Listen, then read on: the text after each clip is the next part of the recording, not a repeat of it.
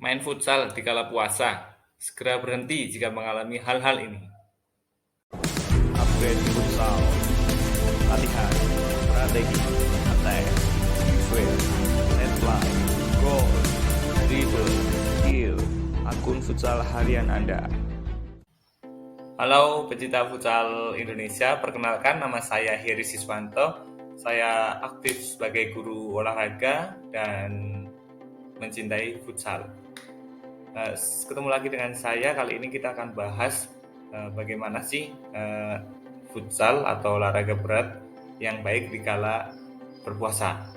Apa saja yang harus kita waspadai dan bagaimana triknya supaya kita tetap bisa melaksanakan olahraga dengan maksimal di kala berpuasa. Saksikan video ini.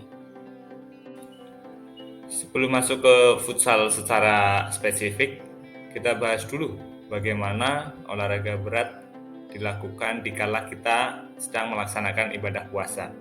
Menurut dokter Tan Sutyen, Ferrari itu nggak bisa lari kalau nggak diisi bensin. Kebayang nggak sih? Tubuh kita itu sedang mengalami kekurangan kalori. Kemudian kita diajar harus mengeluarkan energi kalori untuk berkegiatan olahraga berat. Otomatis tubuh kita akan mengalami defisit kalori atau kekurangan energi, dan itu sangat berbahaya bagi kesehatan tubuh kita, apalagi bagi orang-orang yang memang daya tahannya kurang baik. Kemudian ada saran ini dari Dr. Tan, lakukanlah olahraga sehabis berbuka puasa atau setelah makan malam. Tetapi upayakan sebentar saja setelah makan tersebut. Biarkan makanannya tercerna terlebih dahulu sekitar 30-40 menit. Itu saran dari Dr. Tan, di mana kita dianjurkan untuk berolahraga setelah buka puasa. Itu yang pertama tadi, tubuh kita kekurangan kalori sehingga bisa mengalami kelelahan. Berikutnya ada lagi dari sport medicine spesialis dari tim Slim Plus Heart Sport Therapy, Dr. Michael Triangto, memberikan penjelasannya, di mana beliau mengatakan olahraga pada bulan puasa tujuannya adalah untuk meningkatkan daya tahan tubuh dan kesehatan secara keseluruhan. Oleh karena itu, olahraga yang dianjurkan selama bulan puasa adalah olahraga dengan intensitas ringan atau sedang. Di sini yang dimaksudkan adalah olahraga yang kita lakukan di bulan puasa itu bukan olahraga yang bertujuan untuk meningkatkan massa otot, meningkatkan kemampuan skill, meningkatkan daya tahan, namun lebih cenderung kepada menjaga kesehatan dan daya tahan tubuh.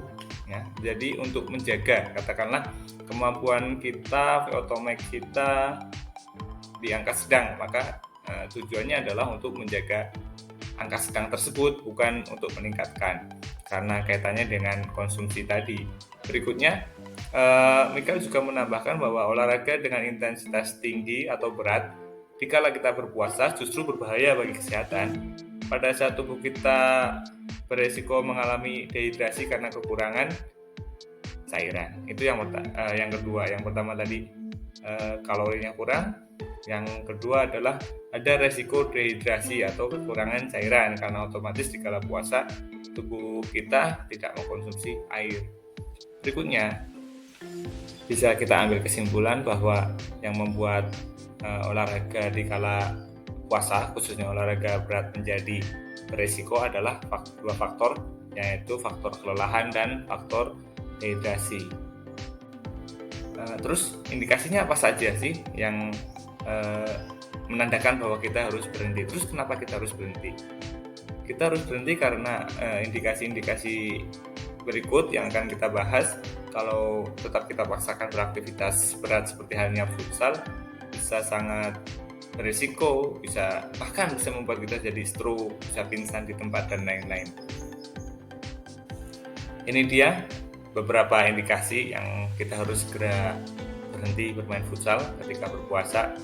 Yang pertama adalah leher kita terasa begitu berat di sini, misalnya tegang, kemudian kepalanya terasa sakit. Saran dari saya, lebih baik segera berhenti, beristirahat dengan posisi duduk, karena saya punya pengalaman di mana tetangga saya berpuasa badminton, ngabuburit, kemudian tiba-tiba mengalami gejala tersebut, leher tegang, sakit kepala, istirahat dengan tidur. Setelah itu tidak bisa bangun lagi atau mengalami stroke. Teman saya, tetangga persis di depan rumah. Berikutnya, mual.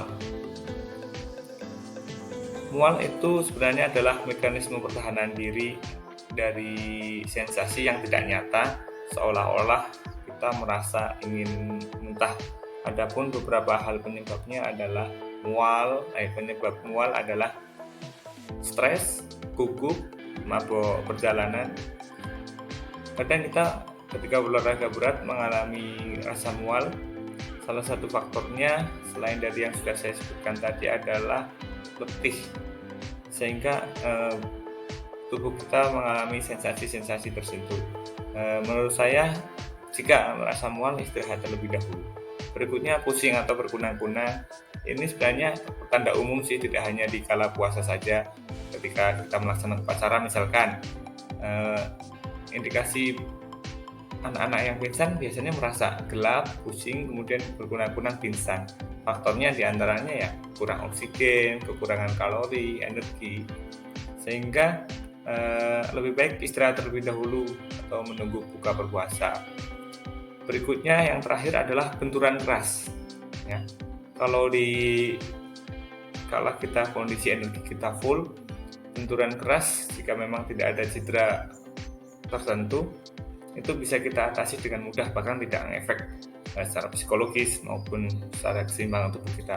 Tapi ketika kita sedang berpuasa, tubuh kita sedang letih, biasanya kita itu konsentrasinya kurang, sehingga pemulihan secara psikologis setelah mengalami benturan itu agak lebih lama.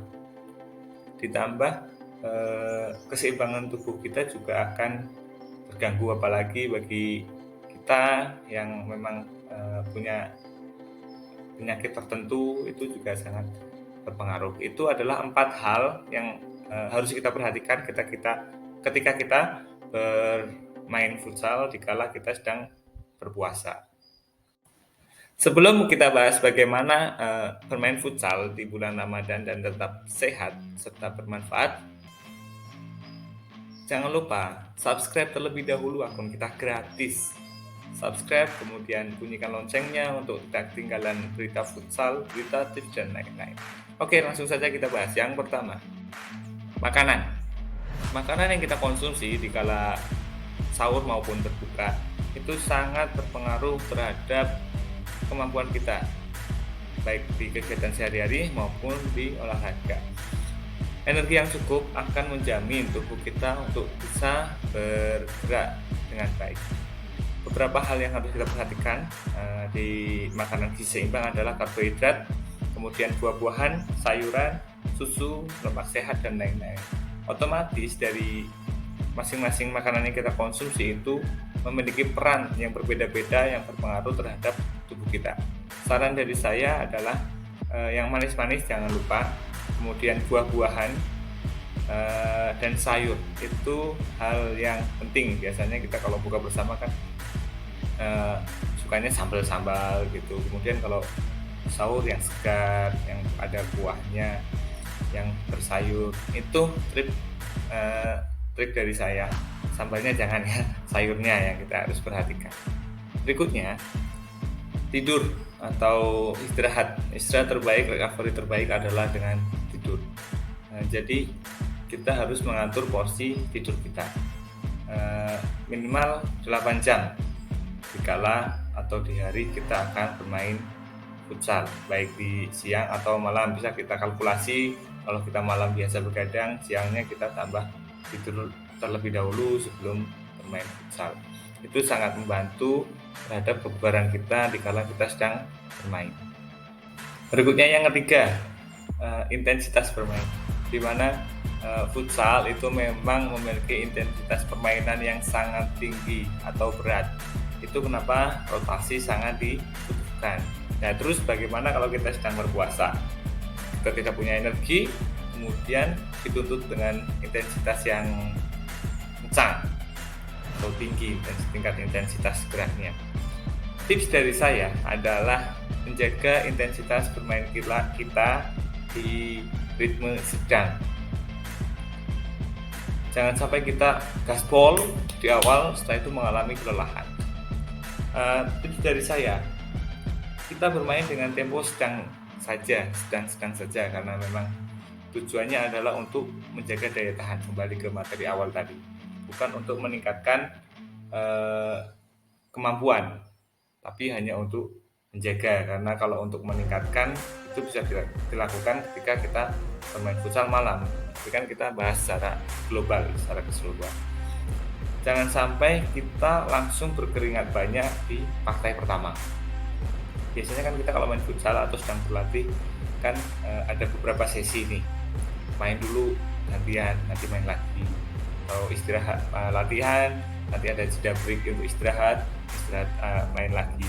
Saran dari saya, kita atur temponya, kita atur intensitas kita yang sedang saja, yang sedang. Kalau memang nanti masih punya energi tambahan, di akhir-akhir kita naikkan ritmenya, sehingga itu tidak beresiko kelelahan. Berikutnya adalah air putih yang cukup dikala sahur atau berbuka. Ini sangat membantu. Tips dari saya, ketika teman-teman sahur, pastikan diakhiri dengan mengkonsumsi air putih hangat. Kenapa demikian? Karena berdasarkan penelitian, air putih hangat mampu melarutkan minyak dan lendir-lendir kotoran makanan yang ada di tenggorokan kita. Lendir minyak itu yang membuat kita menambah rasa hausnya, sehingga kita jernihkan, kita siram, kita larutkan kotoran-kotoran tersebut yang ada di tenggorokan kita dengan menggunakan air putih hangat. Berikutnya adalah kompres bagian belakang leher kita, boleh sampai ke kepala bagian sini, menggunakan handuk yang sudah kita rendam terlebih dahulu dengan air, baik itu air es ataupun air biasa. Trik ini sudah saya lakukan di waktu sejak zaman SMP, Popda gitu dan lain-lain. Pelatih selalu membawa handuk dengan air es atau direndam dengan es. Kemudian dikala jeda istirahat, handuknya ditaruh di sini, dan itu sangat menyegarkan. Teman-teman bisa mempraktekkan ini dikala sedang berpuasa, di latihan maupun di fun game aja. Dan ini juga bisa dilakukan tidak hanya di kita puasa saja, di kegiatan olahraga hari normal pun baik. Saran dari saya adalah kita membawa handuk yang basah, nanti kita taruh di tengkuk sini atau di atas kepala, itu sangat menyegarkan, betul-betul sangat membuat kita menjadi fresh. Sebenarnya hal ini juga sering kita lihat ya di Pro Futsal League maupun di liga-liga sepak bola lain. Ketika time out, bagian belakang leher biasanya staff atau ofisial akan mengompres dengan es. Itu. Berikutnya adalah yang terakhir adalah mandi, ya. Memang seperti apa cara mandi yang baik? Cara mandi yang baik, ilmu ini saya dapatkan di kala mata kuliah unit kesehatan sekolah. Ternyata mandi itu ada prosedurnya, baik untuk orang sehat maupun bagi orang yang sedang dalam perawatan cedera. Tipsnya adalah basahi air dari tubuh bagian bawah. Ya, basahi air dari tubuh bagian bawah. Kita sering mendengar ada istilah stroke di kamar mandi, jatuh di kamar mandi. Salah satunya adalah faktornya kita langsung menyiramkan air langsung dari kepala kita, sehingga panas dalam tubuh kita tidak bisa keluar. Coba teman-teman praktekkan. Kalau mandi kita nyiram, pasti kita akan merasa ada panas tubuh kita yang bergerak. Tipsnya adalah basahi dari bawah, dari kaki terlebih dahulu. Kaki sampai lutut kita siram, naik lagi sampai paha, sampai perut, kemudian sampai tubuh bagian dada, sampai ke pundak. Nanti kita akan merasakan bahwa panas tubuh kita itu berjalan keluar sampai kepala, baru kita siram bagian kepala. Ini simple tetapi sangat bermanfaat. mandi dari tubuh bagian bawah terlebih dahulu. Jangan langsung ambil air atau kita pakai shower langsung kepala kita disiram. Memang menyegarkan, tapi itu beresiko karena kita tidak memberi ruang panas di dalam tubuh kita untuk keluar terlebih dahulu. Itu trik dari saya futsal dikala kita sedang puasa.